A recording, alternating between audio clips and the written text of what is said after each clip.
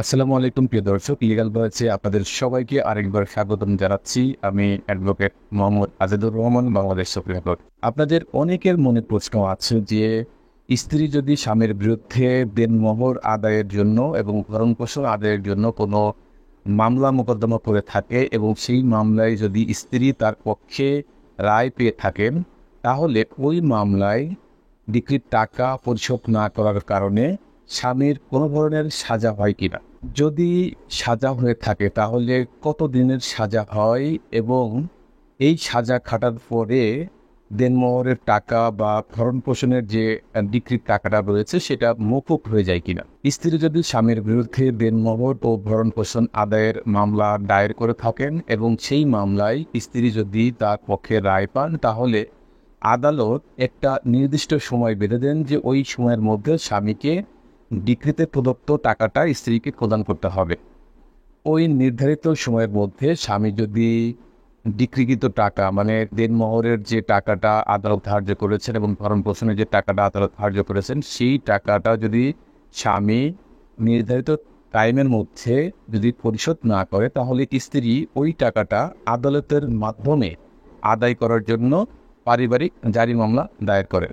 ওই পারিবারিক জারি মামলায় আপনাকে আবারও সুযোগ দেওয়া হবে, অর্থাৎ স্বামীকে আবারও সুযোগ দেওয়া হবে টাকা পয়সা পরিশোধ করার জন্য।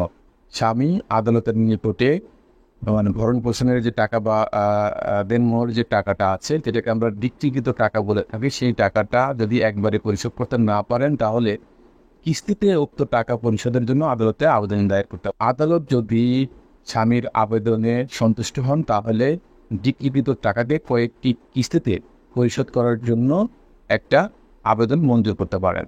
স্বামী যদি ডিক্রিকৃত টাকা দিতে ব্যর্থ হন, তাহলে ওই জারি আদালত স্বামীকে এককালীন সর্বোচ্চ ৩ মাসের সাজা প্রদান করতে পারেন। স্বামী যদি ডিক্রিকৃত টাকার পরিমাণ পরিশোধ করতে অস্বীকার করেন বা পরিশোধ করতে অপারগ হন বা পরিশোধ না করেন, তাহলে আদালত স্বামীর বিরুদ্ধে লেভি ওয়ারেন্ট ইস্যু করতে পারেন এবং তারপরে সর্বোচ্চ ৩ মাসের জন্য সাজা প্রদান করতে পারেন।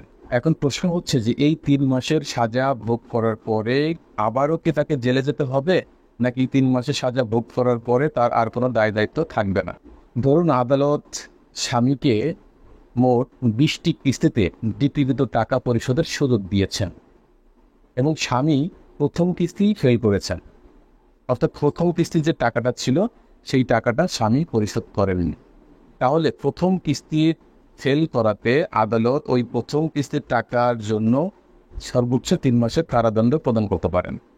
এরপরে স্বামী ৩ মাস কারাদণ্ড ভোগ করে আসবেন। তারপরে যদি দ্বিতীয় কিস্তি দিতে না পারেন, তাহলে দ্বিতীয় কিস্তির জন্য তাকে সর্বোচ্চ ৩ মাসের কারাদণ্ড প্রদান করতে পারেন।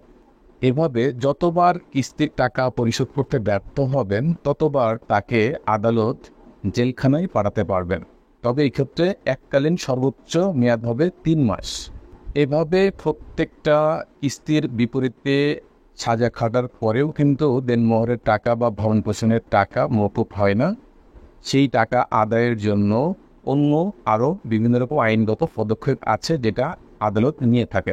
আশা করছি প্রিয় দর্শক ভিডিওটি স্পষ্ট করতে পেরেছি। যদি কোনো বিষয় জানার থাকে তাহলে দয়া করে কমেন্টে আপনার প্রশ্নটি লিখে রাখবেন।